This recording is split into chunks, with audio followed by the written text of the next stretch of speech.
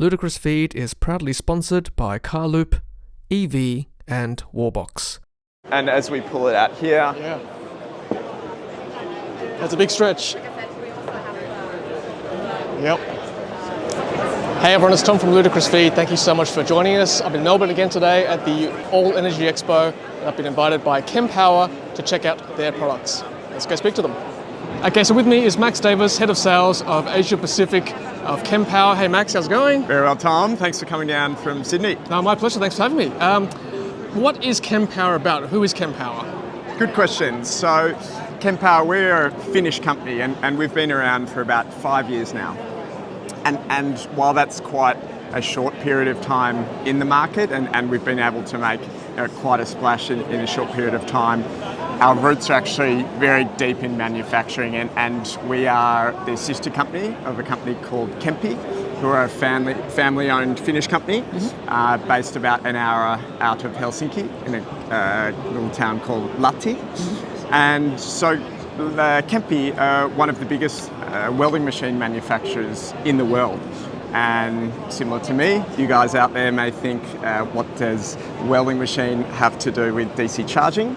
But in short, the answer is a lot. And basically, the heart and the lungs of a welding machine are pretty much the same as the heart and the lungs of a DC charger, and that's why Kempower have been able to make quite a big splash in the market in the last couple of years. I did not know that Kempower has its origins in welding. That's fascinating. Exactly, and Kempi have been around for about 70 years now, so manufacturing really is in the DNA of Kempower because we've been able to essentially leverage off all the good stuff that Kempi have done, from technology, facilities, logistics, supply chain, all those internal processes. We've pretty much piggybacked off Kempi and had great success. So Kempower's been around for about 5 years, and obviously roots in Finland, but spread all across the Nordics and now North America and Australia, I believe? Exactly. So at the end of this year, we'll have a facility in North America for manufacturing and also a team based there. So,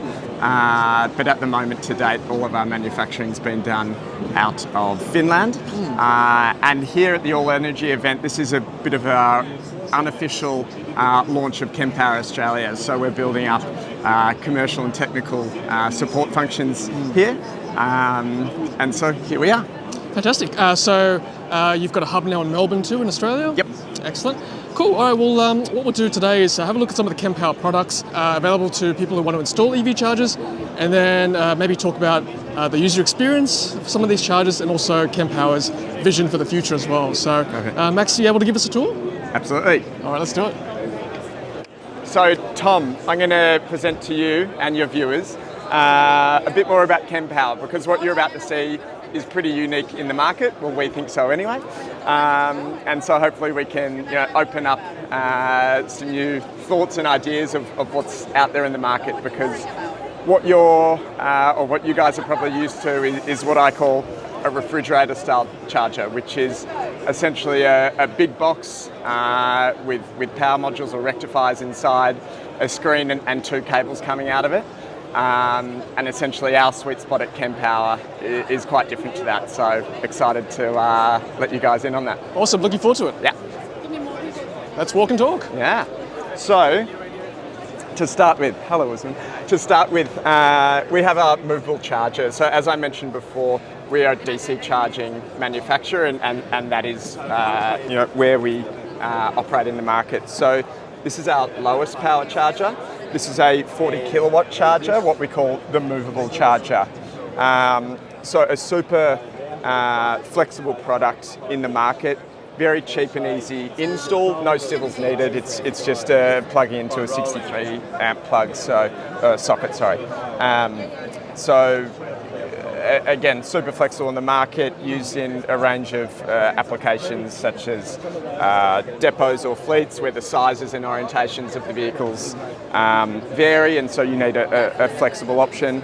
I can see, as an example today at this conference, for example, or expo, you've got a car park downstairs, not necessarily having DC chargers around, but having this mobile unit, you can certainly top up some of the EVs parked downstairs, right? Yeah, exactly. So there's flexibility for essentially businesses out there who want to for example, open a leasing arm to their business and core functions. And so, because this is such a flexible and can be a temporary charging solution for entrepreneurs out there, you can buy a bunch of these and lease them out to events because, for example, there are so many of these great events that need chargers for 1 week of the year. And if you can, access, a bunch of events a year, there's some nice potential for you out there.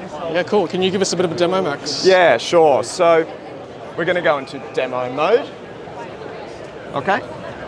And then we're going to take the plug out to get ready to charge. And while that happens, I'm not being rude and going on my phone. I'm getting my camera ready. I love the interface too. It looks fantastic. Yeah, really it's nice. And so at Kempower, something that we really strive for is that all of our employees who drive company cars, it's all electric. And that means the guys in Finland designing our chargers, they are EV drivers and they have the EV driving experience at mine. And part of it is the QR code. Okay, and so obviously this is in demo mode, it's showing on the screen, it's charging. Exactly. Yep. And so you can see it's got some dummy charging data there. Great. And they can walk away with that data on their phone. Not only is it nice to know where your car's at while you go shopping, while you get a haircut, while you go for a walk. And so not only is it nice to know when to go back to your car, for example, when the charging session's at 80%, but for the investor of the infrastructure, they want to essentially cut down in queues and maximise the kilowatt hours they deliver to their end customer. And if we can cut down on queues, and by cutting down on queues, that helps when the end driver knows to go back to their car, it essentially strengthens the business case for the investor and the infrastructure. Now obviously this is in demo mode, so the screen's not correlating, but in real time, the two would be pretty much matching in real time, right? Yes, so what you see on your phone when you walk away after you scan the QR code is what's on the screen. That's so clever because a lot of people complain that you've got to download another app, but having this, you can actually just open it on your browser. Exactly. It's very user-friendly. Exactly. So it's fantastic. again, that's one unique example of the guys back in Finland. You can really tell that they're EV drivers because they're making stuff like this. Yeah. So 2 CCS2, 40 kilowatts, so shared power if they're both used at the same time. Exactly. So if there's one car or vehicle charging 40 kilowatts, or if there's two sharing 20 kilowatts. Great. Another application I can see of this is actually if you're at a busy DC charger and there's a long queue, say at a public holiday, you can have one of these. Someone who's got one of these for a business case, you can top up some of the cars waiting in the queue, right? Exactly. Sense. So again, if you're, for example, having a public charging hub, during school holidays, summer period, on certain long weekends of the year, when your peak times will be. But you don't want to chuck another couple of $100,000 of charging infrastructure in just to satisfy those peaks. And so, again, this is a really nice product just to give you that peaking capacity to fulfill the end driver's needs. It's so clever. It's got wheels as well, so very mobile indeed. Cool. All right, well, let's move over to the stationary chargers over here. Yeah, we'll go over to the high-powered stuff. So what you just saw was our lower-powered, so 40 kilowatts, and then we get into the high-powered stuff. And this is really where Kempower, where we separate ourselves from the market. So as I mentioned before, those refrigerator-style chargers, they are essentially becoming commoditized in the market, very saturated area of the market. And so we really play to our strengths, and we know where our strengths are. And at the core of that is the Kempower Power Unit. Okay, here you see a printout of a single cabinet power unit. Within a single cabinet, there is space for 1, 2, 3, 4 power modules, each power module being 50 kilowatts each. Okay, so a single cabinet can hold 200 kilowatts, and we have the ability to have double or triple cabinets, so 400 or 600 kilowatts of centralized power. Okay, and the power unit is basically where the power is converted from AC to DC, and where that power is dynamically distributed to up to 8 satellite outputs simultaneously. Okay. Going back to the power modules, I mentioned they're 50 kilowatts each. Within each 50 kilowatt power module are two 25 kilowatt power channels. Okay, and it's those 25 kilowatts, which is the power granularity that we can deliver to our satellite outputs. And I mentioned dynamic, and that's at the heart of all this, because cars or most vehicles, the power that they demand is dynamic. It ramps up and derates, and therefore there's a need to have dynamic power delivery, so we can track and follow what power the vehicle demands and deliver that power again in that 25 kilowatt increments. So for those who don't know, EVs, it's not always a constant rate, so it depends on your state of charge. So if you've got a low state of charge, it'll generally draw more power, and this is where this is useful. It'll be very smart and give more power to the car when it's low, and then just back off when the car's at a higher state of charge, and it balances the load that way as well. Exactly, and so again, what does this mean? Because there's so many stakeholders in EV charging, but from the investor point of view, the person or the entity managing the infrastructure, what does dynamic charging actually mean?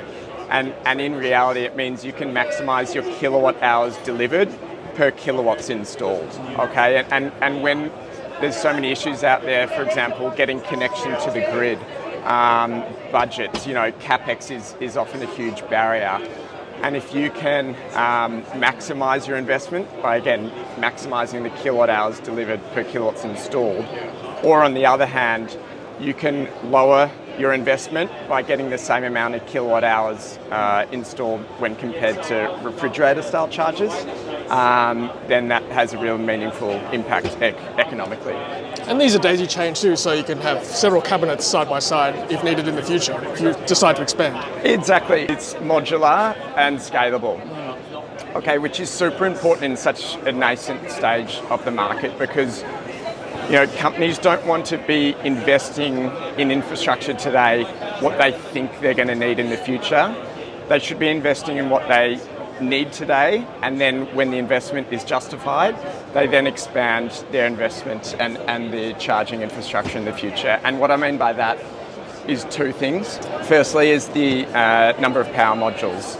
So let's say, for example, today you only need 250 kilowatts. So you can have a double power unit with 250 kilowatts with space to expand to up to 400 kilowatts in the future.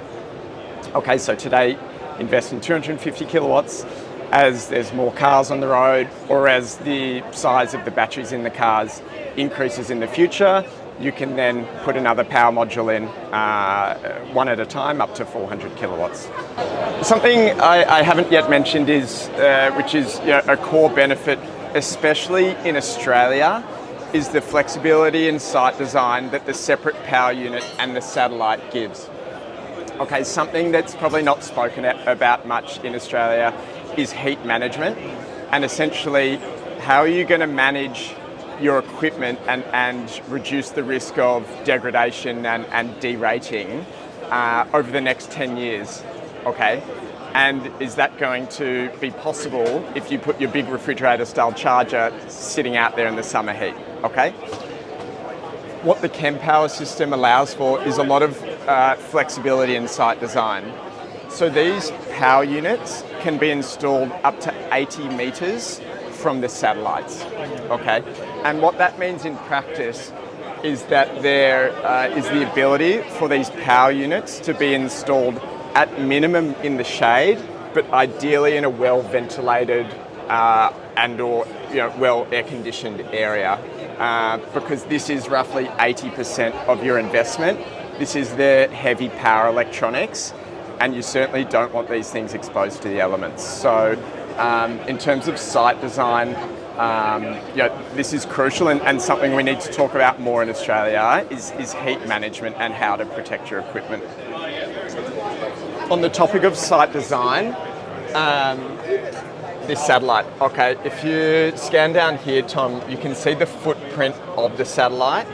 It's probably the size of an A4 piece of paper. Okay, so when you're thinking about bus depots, when you're thinking about metropolitan fuel stations, when you're thinking about commercial car parks at shopping centres, there's not much space there. And if you compare the footprint of this to, again, a big refrigerator style charger, the accessibility and flexibility to physically get the charger in there can often be compromised. So this gives huge amount of flexibility. Now I'll just show there's some green lines here on the ground, and you can see how small the footprint is compared to what an average size parking spot would take up. And it's just really, really quite versatile. Correct. I'll even put my foot there for you, Tom. Oh, yes. That's a size 43 RM Williams. So there you go. It's very versatile, very compact. I love it. Going back to the satellite, so this has the same user interface that we saw on the movable charger before. So when the end driver pulls up, starts charging, that QR code can pop up. They can scan, go do their shopping, get a haircut, go for a walk, and know when to come back. Something also to highlight is our cable management system. Something Kempower probably doesn't talk about enough in the market. What we often see with some providers out there is cables pretty much spaghetti on the ground. These things aren't cheap, and you don't want trip hazards, and lots of reasons to not have your equipment lying on the ground. But in terms of our cable management, that's something, again, when I mentioned before, the guys designing these things in Finland, they really are EV drivers, and so little subtle things like this make a big difference. And so with our cable management, again, I'm going to try and prove it with one finger. There you go. It's a one finger job, which is, and as we pull it out here, yeah, that's a big stretch. Yep. That's going to pretty much cover all the charging ports, really, because EVs, they've got ports everywhere nowadays. Exactly, and if there's cars in the way, or you need if you need to pull it across because your plug's in a funny corner of the car, there's this can reach all locations of the plug. I love how it's so tidy too, because it's the cable's on the ground. Looks great up here with the coiled cable management up here. It just looks fantastic. Exactly. Okay, so for the second part of the video, I've got Tommy Luska, Chief of Sales of Kempower. Hello, Tommy. Nice to meet you. Thank you, Tom. Thank you. So can you tell us a little bit about the vision and the mission of Kempower? Well, our mission is to make fast chargers, make the charging as smooth and easy for all kind of users. Let it be car charging or commercial fleets, buses. That's what we do. Okay, and why have you come to Australia? What's so appealing about our country? Australia, of course, it's a big country, long distances, and we see especially in truck charging good possibilities. Yep.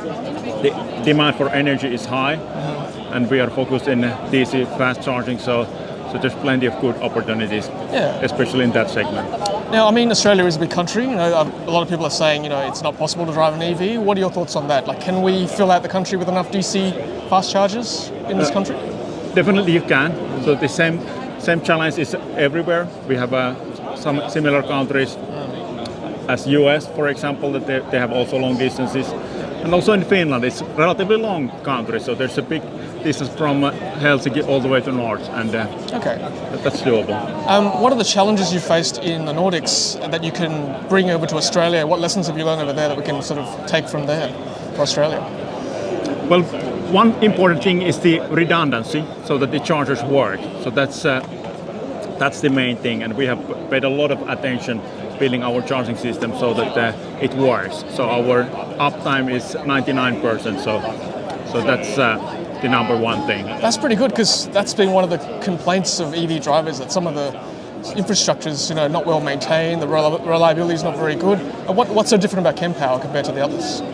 Yeah, our design is modular. So basically, if it means in practice that if something goes wrong, if power module breaks down, the whole system doesn't go down. So you just lose a small slice of the power, but the rest of the system keeps on going. And then the other thing is that these modules are really easy to change. So if you need to change, it's just a matter of minutes to replace it.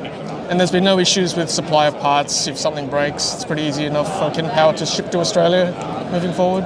Yeah, the distance is long, so we have done it that way that we have our sales and service partners here who keep the stock, and that solves the purpose. Good. Well, I'm very encouraged to hear that as an EV driver. Hopefully we can see some reliable EV DC fast charging in Australia. So thanks very much for your time, Tommy. Thank you, Tom. Thank you. I appreciate it. Okay, so with me now is Paula Savonen, Vice President of Communications from Kempower. Hello, Paula. Nice to meet you. Hi.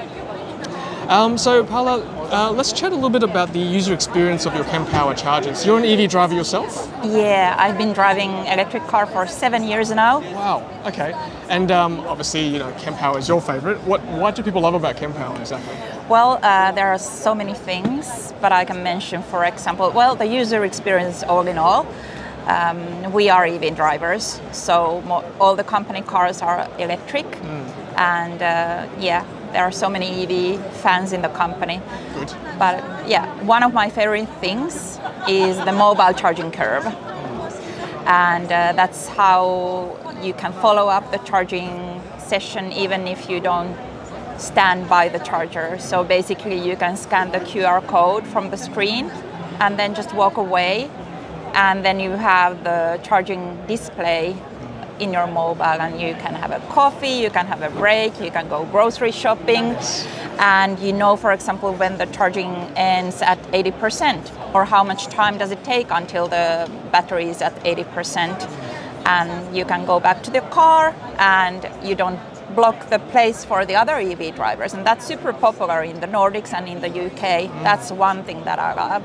That's a misconception with EV drivers. People who don't drive EVs think we stand by the charger for half an hour. That's ridiculous, right? Especially what you just said. You can go for a shop, go for a haircut even, and then have a look at how your car's going. Yeah, and that's actually a trend that we see in Europe, that we believe that the charging hubs will be established in the future in those locations where you also provide services. Of course, I know that in Australia you cannot have that kind of charging hubs everywhere. Along the highways it's going to be like quite empty, but in the urban areas, in the cities, you usually have from 10 minutes to 30 minutes time to do something. So you should be providing services to the drivers, like cafe, coffee shop, dinner, lunch, anything. Do your groceries. Exactly, and you're starting to see more and more of that in Finland and Norway. Yeah, Sweden. actually yesterday I was giving a presentation on the user experience, and I had some data from retail from the Nordics. What do we see from the charging data? And we see, for example, that Fridays and Saturdays and Sundays are the most common days for charging, and that the charging sessions start at 9 and end at 4 at retail, because people can come and do their groceries and go for coffee during charging. It was interesting. Yeah. That makes sense, actually. Yeah. I mean, I would love to see more ground-up EV charging stations in Australia, not just in the urban centres, but I've done several drives to Melbourne, to Brisbane. They're long distances. Yeah. And as you said, we're going to be sitting there for 10 to 30 minutes. I want somewhere comfortable to sit in, somewhere to eat, somewhere to drink, and relax while the car's charging. Yeah, that's what we see. I think that's going to be the future. Yeah. About the user experience, the other thing that I love is the cables. Kempower cable management system. Because the more power you have, the heavier the cables are. And with the string management system, it's easy for people who are pregnant or in a wheelchair or seniors to lift the cables. And then they also stretch. As we saw earlier. Yes. Yeah, so that it's easy to park your car, and you don't need to fine tune the parking. Yes. And this is something that I have done, if someone has blocked, the specific spot where I would like to charge, you can really stretch the cable to the side. A bit like an old petrol station pump where you just drag it over the car. With this one, it's very similar design. Yeah. I guess one of the complaints is that where the charge port is all over the car. No matter what car you drive, it might be a different spot. But with this one, you can just easily drag it over to anywhere you like. So Yeah. Makes sense. My mom loves it. My mom is 77, and she has now her second electric car. So yeah, she loves it. she loves the cables. Is there, looking at the Nordics and compared to Australia, I mean, we're a bit behind you guys. How much more do we have to grow? Like, how far behind are we? How many more years till we get to where you are, do you think? Well, it's hard to say. I think the growth is about to start now. Okay. It will take a few years. Yeah. That's all right, I can wait. But it's, I gathered some data from the Nordics from the presentation I had yesterday. And for example, you may have charging queues here, but not so many. But in the Nordics, it's quite common in Norway and Finland to have charging queues during the weekends and holiday period. Yes. And during the peak vacation months. Okay. But that's something that you will have here. So it's also good to consider how to design the charging hubs. Also for the peak. It's tough. It's I very don't know. tough. Are there any strategies that's worked in the Nordics? Well, we have trials. For example, what we have been thinking about is use the software and maybe the QR code for some kind of charging system, but we're not yet there yet. Okay. And then some of the charging point operators, they use signs like queue is here, really, Yes. queue here. Or they, in Finland, I have seen the first charging hubs where you have booked the spots to wait for charging. Okay. Yeah, so there is this specific area. Okay. That makes sense. So it's about queue management. Yeah. It's about making sure no one gets angry with each other while they're waiting. Yeah. Simple things like that. Yeah. It's nice to be in Australia. Oh, we're very happy to have you. Yeah. And I'm personally looking forward to having Kempower on our streets and our highways because it's a great looking product. And you know, I've heard today it's 99% uptime reliability, so that's kind of the stuff we need moving forward. Yeah, over 99% reliability, and also I think our system also helps for charging availability. You can start small, you can scale up, but I just want to say that it's super fun to be here. This is my first time in Australia. Wow. This is my first time in Melbourne. It has been fantastic, and this event for us has been super good. Good. Well, we're very, very happy to have you, and well, thank you so much for your time, Paula. Really appreciate it. Thank you. Nice to meet you. Bye. Okay, so thanks to Kempower for flying me down to Melbourne today to check out their stall, and also here at the All Energy Expo as well. So I might do a quick walk around of the expo for you, and then we'll sign off. So check out what else is on here today. Okay, so just a quick walk around. Lots of solar, lots of batteries, lots to cover, of course. So if you ever are in Melbourne next year, this is one expo to check out. This is the newest and greatest in renewable energy at the All Energy Expo. Again, I'll just do a quick walk around through the centre. Thanks to Warbox as well, who sponsored the channel. Thank you. Let's walk through over here.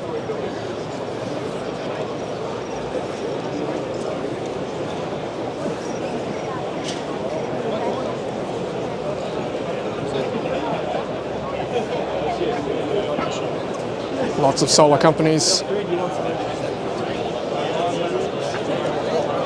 Let's walk around this side. Lots of brands I recognise as well. Energizer.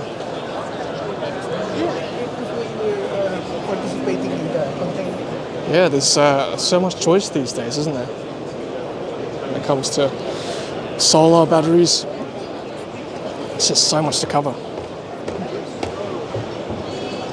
Amazing.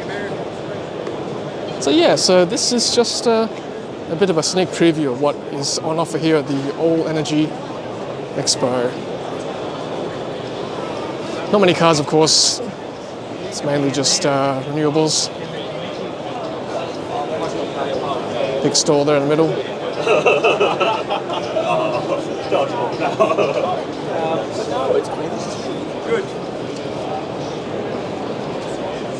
People having lunch now. It is lunchtime. Love expos. Busy place to connect, to network, It's good. Good to see so much innovation around the place. See a little mini electric there. One of a few cars at the moment on the floor. But let me confirm that with him. I confirm. Let's walk across this way for a bit. Definitely recognise some of these brands. Oh, got a BYD Atto 3. As you'd expect at the BYD stand. SMA, big brand.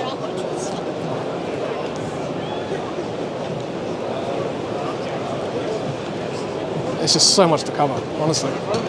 There's a bit of a waste expo too at the moment, running concurrently. There's Fronius. Okay, all right, let's back around the other way just to show you what's on the other side.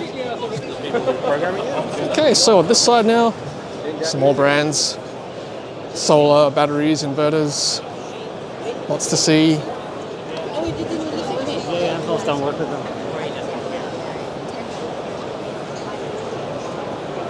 Let's go over here.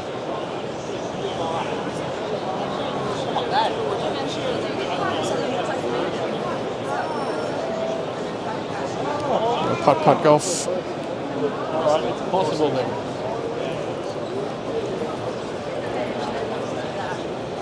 People in suits.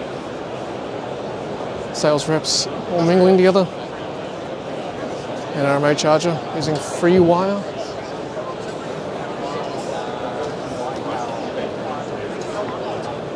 Okay. And some more stalls at the back there.